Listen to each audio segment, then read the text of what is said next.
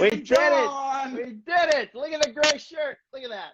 Look at that. Did you notice that I just called it Friday Mornings with Dave and Jon, as if I like that. my name had to go first? It's not right, It's like Jon. a Dave and Buster's thing. Eventually, No. we'll just call it DJ. DJ. DJ Morning. I love it. And Dave, can I ask you real quick before we get into the heavy stuff? Is it hard being that handsome? I found it pretty easy so far. I would say this entire week, no one bothered me about my amount of handsomeness. I walked the streets like a commoner. No one was like, I hate to do this, but can I take your image? Can I capture it? And then I was like, sir, please, no. So yeah, No. it was pretty easy this week. I found this head was very easy to walk around with this week.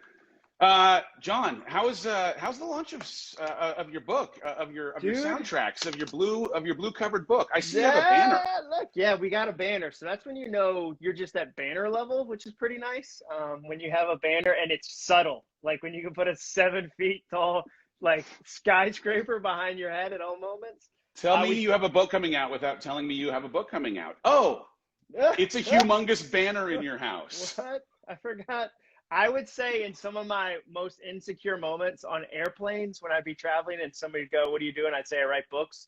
I could tell in their face that they thought I did self-published books about dragons. And I would say, yeah, a few of them have hit the New York Times bestsellers list. And it was so insecure because why do I need to let the person next to me who I will never see again? I will never in their entire life. Like when they leave, I should say, enjoy the rest of your life. Why do I need to get that guy's approval? Like that's but dude, confession. I've done that a bunch of times. Plenty of time. Are you kidding me? I do it all the time. It's the most obnoxious. Oh, it's so and bad. my TBS? Yeah, of course. What are you talking about? Honest right out of the gate. Like there's no time for nonsense. Gray shirts and honesty.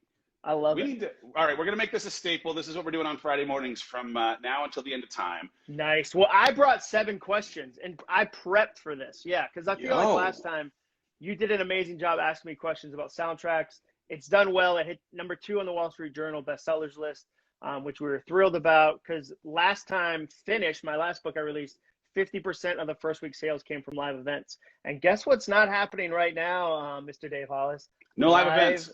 Live events. So this one has been brick by brick, book by book. So we're thrilled, but I have 7 questions. I'm going to jump right in. Let's not go. Even waste any people's time.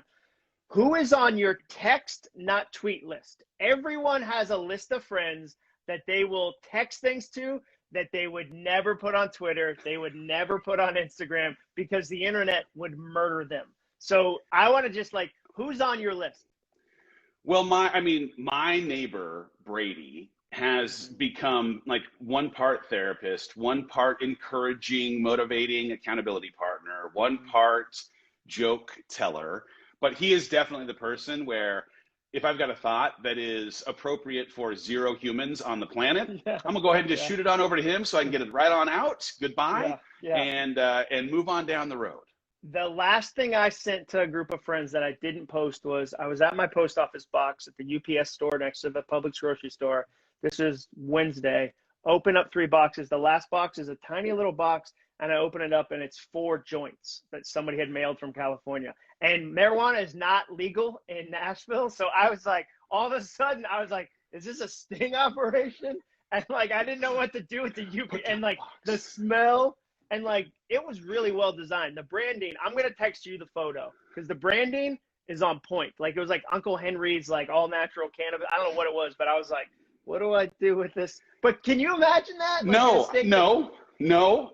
What's weird is this is a strange thing because there are places where you can just walk down. You could go to CVS. You could go walk into a grocery store or a weed dispensary.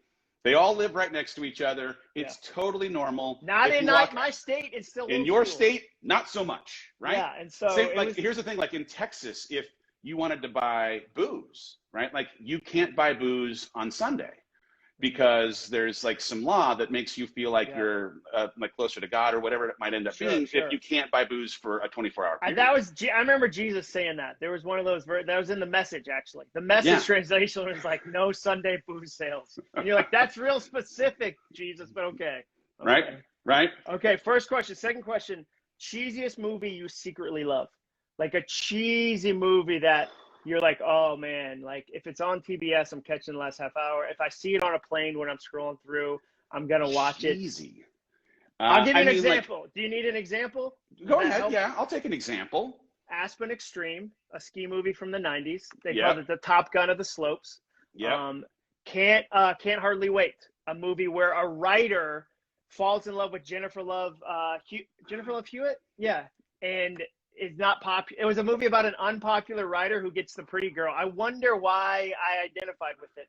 But what's your I want a cheesy movie from you. A cheesy movie. I mean, like, I'm so terrible because I rewatch the same 12 movies over and over and over. I am the worst when it comes to variety. Like American President with Annette Bening and Michael Douglas. Yep. If that movie is on at any point in the movie, I will just go ahead and finish it on up. You're in. The whole thing. Shawshank Redemption. Like not cheesy at all. Best movie of all time. Yeah. But if that movie is playing on TBS, I'm gonna go just stop what I'm doing. Did you have a meeting? No, I don't have a meeting. I'm just going to finish. I got an hour and 26 more minutes. There's a guy crawling in a pipe. Let it go. Yeah. But cheesy, like I actually was crazy for anything that Chris Farley was in back in the day. So like if you got me Tommy Boy, like I don't even think that's cheesy. That's just classic. Black Sheep. Okay, Black Sheep was definitely like the poor man's Tommy Boy, and that was not very good. And yet I would still watch it start to finish. What about Beverly Hills? Wasn't he Ninja? like a Beverly Hills Ninja? I have to draw the line. I have to draw the line. No, I'm sorry. It's good to have standards. Okay, third question. Book you've read minus the Bible more than any other book. So like a book this is the title that and I'll give you another option. Book you've given away more than any other book. That's not your own. Yeah. I have talked more often lately than anything else about Untethered Soul. I have only read it a couple of times, but I love that book. I just think it's so good for having a conversation with your thoughts. You're not your thoughts. You're the observer of your thoughts. Yep. Love that. Who's that one by? Michael Singer. Singer. Yeah, fantastic book. But then the book that I probably have told more people to read or have bought for more people is Mindset by Carol Dweck. Because like for me in personal development, world, so skeptical to everything, mostly because I was very much fixed mindset oriented, and that book opened my eyes to the possibility of, oh wow, there is actually a way to reach for growth. Yeah, Power of Habit by Charles Duhigg. I've had many a conversation with Charles now also, but that book, just understanding the habit loop, was super, super powerful for me too in this. Like those books aren't like fun necessarily, but they fiction? are Give me what's a fiction title that you're like, that's my jam? Or do you read a lot of fiction? I don't. So the thing is, I don't tend to read a lot of fiction. I think the last thing I read was like Da Vinci Code. So I don't read. But like that kind of could have maybe happened in real life. John Grisham-esque kind of like genre. I know that's not John Grisham, but like I've read Grisham stuff before. Like that kind of stuff I dig, but I'll give you a recommendation. The Count of Monte Cristo. Check out The Count of Monte Cristo. You can do the audiobook. It's fantastic. Every revenge movie that we've grown up with is based off of The Count of Monte Cristo. So John Wick is based off The Count of Monte Cristo. Like Man on Fire is based on The Count of Monte Cristo. Like, Payback, Mel Gibson, based on it's brilliant and entertaining, and it's slow paced. And so check out The Count of Monte Cristo. That's my recommendation. All right. Question 3. Fourth question is now, what is tonal? I want to hear tonal. Give me tonal. Like I saw a post where you're like, oh, I have a tonal in my room. Like I want the tonal journey. Not sponsored by Tonal, needs to be. Tonal sponsors up. Tonal, slide into those DMs. Let's go. This will be our first sponsor for the DJ show. So imagine that it's like there is a TV of sorts that like sits not vertically, but horizontal, or not horizontally, but vertically. And it's just like a big iPad. You tap the screen, and all of a sudden there are people who are instructing you how to do certain workouts. And there are arms on said TV that have cables that then create some kind of resistance that if you want to do some kind of upper body, lower body, like full body, anything. And it is, I love it. I mean, I love getting out to my garage gym, doing a little bit of Tabata workout with my buddy Brady, but also I installed it in my master bedroom in my room so that the first thing I do when I roll out of bed is literally take 3 steps and sit down and do the stupid workout so that I No can excuses. start. No excuses. I start my day pumped up. Let's go. And I feel good. I love it. I love it. All right. 5th question. Petty thing that drives you crazy. Like, this is petty. Like, you should not, like, you know, like, oh, this is so petty, but it drives me crazy. My example to kick you off is when somebody slowly gets off an airplane. Like, we had 30,000 feet of notification. This thing was ending. We approached the Earth. Like 5 miles of travel to a planet, and you're like, oh, I didn't know. And then you slowly gather. That's my petty thing that I'm like, it's not a big deal. Like, don't like, but inside I'm kind of like, I'm white hot rage. What's something petty that you're like, you know what, this? In my home, well, there's a new phenomenon in 2 households, which is a little game called Do We Own the Electric Company? So like if I have just taken the kids over to mama's house and I am now walking through my home and I find that literally every single light that has ever had a chance to be turned on has been left on, hurts my heart. But also, and this is the thing I thought of first, because this is the thing that actually drives me bonkers. Wet towels left on the floor by my children. Like like I know how hard it must be, the labor involved in reaching all the way up to that towel rack. But this is something that absolutely drives me bananas because I will find a mildewed, crumpled up towel 4 days after we've had some weekend gathering, and I want to then use it to strangle somebody with and go to jail for the rest of my life. And it seems like a bad choice. I don't think you'd survive in a prison yard very long if that was what got you in. If they were like, what'd that guy do over there? He strangled somebody with a wet towel. Whoa, let's stay away from that guy. He's the wet towel strangler. The rep I walk through the yard with. No, it's not going to go well. Ours is if my kids puts dirty dishes in the sink without checking if the dishwasher has room for said dirty dishes. Like it's 17 inches away, and it involves this motion, like mainly this motion to go, oh, I just put them in there. So when they put them in the sink, that's where I'm like, dude, come on, you're killing me. You're killing me. All right, question number 6. Clothing item that you used to constantly rock that makes you wince now. Like there was a staple of your wardrobe that you were like, oh, this is like Seth Godin has cool glasses. Writer Seth Godin wears cool glasses. Or like different people are like, I have cool socks. Like at some point in your life up to this moment, there was a clothing item that you're like, Dave Hollis is about that. And then now you look back on it and go, somebody should have told Dave Hollis, that ain't it, dude. That ain't it. Pants. No. What kind of pants? Yeah. I never wear them. I like the breeze. No, what's interesting, I have been threatening myself to clean out the closet that currently still contains every suit, every button-up, everything that was the corporate life that I had before this life that I now live. Okay. And yet I'm so connected to and invested in some ways to like the person I used to be, that the idea that I would take these suits. I had this job where I was always flying in and out of the countries where we were putting movies into theaters. And Hong Kong was among the places that I would go a couple times a year. And so most of the suits that I have, I ended up getting at this one place. Like they just were the place that I would go to, and they were the best, the most amazing. And they made the suits right to my frame. I mean, they probably made it to a bigger frame back then, but they made the suits. And so now I see these suits hanging up. It's like a rainbow of suits. I haven't worn a suit in 3 years. What would I wear a suit for? Ballpark, are we talking 10 suits? Like 15. 15 suits. And you were an executive with Disney, do I have that right? That is correct, yes. Okay. So that brings me to my second question. Club 33. Amazing, magical, right? So have you been? I've been.